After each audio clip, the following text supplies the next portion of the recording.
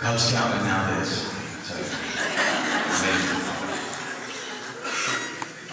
Thank you, Elizabeth. Thank you, Tascosa High School class of 2007.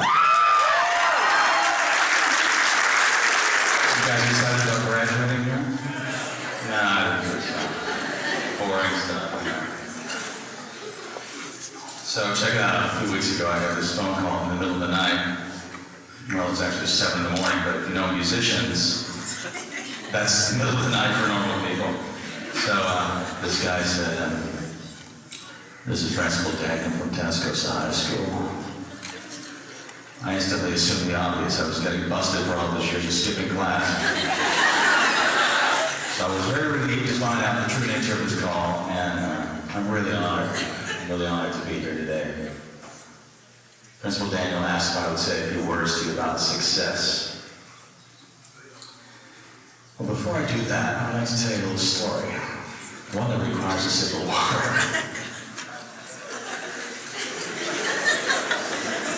The teachers are going, oh my God, what did we get ourselves into with this guy? It's a story about a kid who, by the time he was your age, had about a half a dozen encounters with the police.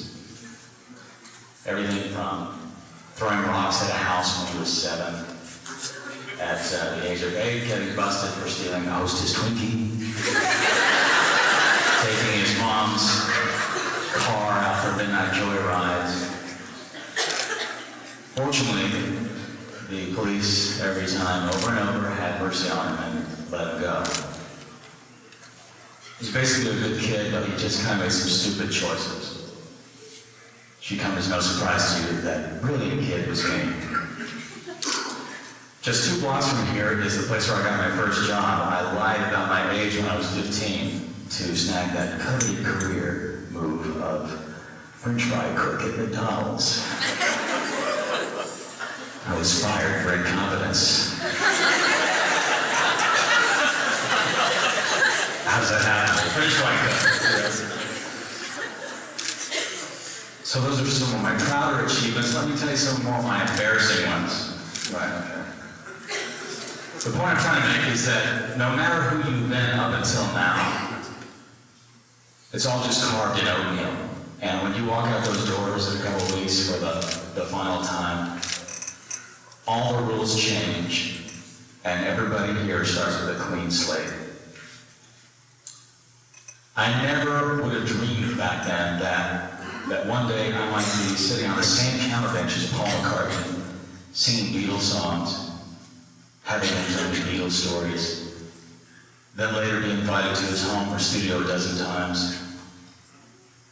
It never entered my mind that one day I'd be going to a concert with Elton John and maybe hanging out backstage with John Mayer, Sheryl Crow. And if you'd have told me back then that you're eventually going to get to hang out with every hero that you've ever had, I would have told you you're out of your friggin' mind. I did, however, dream that one day I would be performing my music for thousands of people, that I would have a record deal with a major label. But I gotta confess that I didn't always really believe the dream. But you know what? Those things did happen, in spite of my shaky beginnings. And I assure you that when I was sitting in the same ceremony where you're sitting now, it never entered my mind that one day I might be one of the guys standing on this stage. My mother was a teacher of languages. One of them was Latin, and she told me one of the possible origins of the word sincere. It's a great story. Back in the early days of Rome, they would take their pottery to the market, and some of the pottery would have flaws in it, some cracks in it. They had this little trick of concealing the flaws with wax. Pottery that did not have wax in it to conceal the flaws was called sincere, without wax. What I love about that is that it doesn't mean that there were no flaws in the pottery, it means that there was no effort to conceal them. It's okay to be different. It's okay to maybe feel like you don't always fit in. God knows I didn't.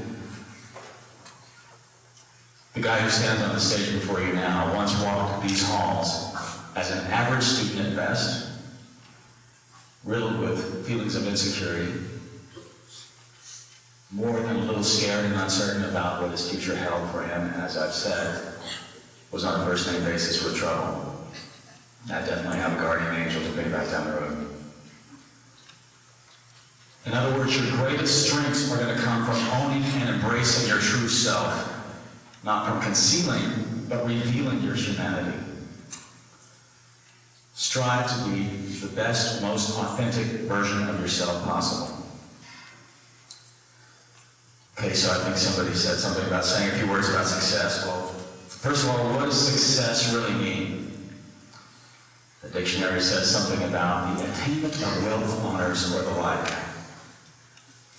Well, my favorite definition is that success is less a matter of what you have as it is what you are.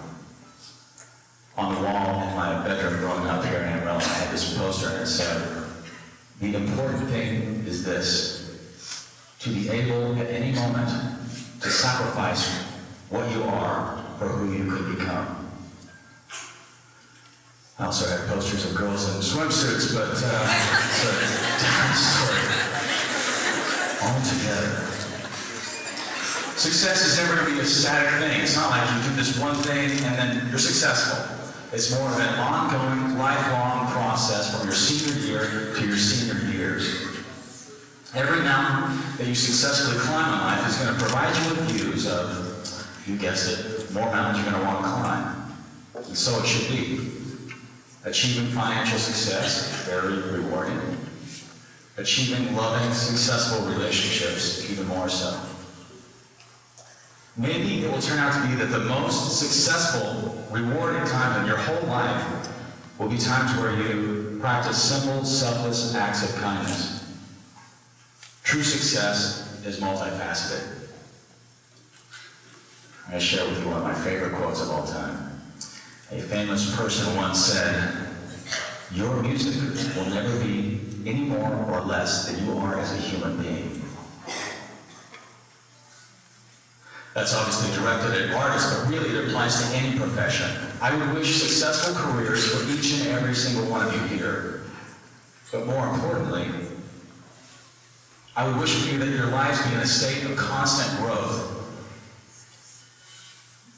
I wish you peace, but I also wish for you that you make friends with that little small sense of dissatisfaction that keeps pushing you and forcing you to keep stretching yourself mentally, physically, emotionally, and spiritually.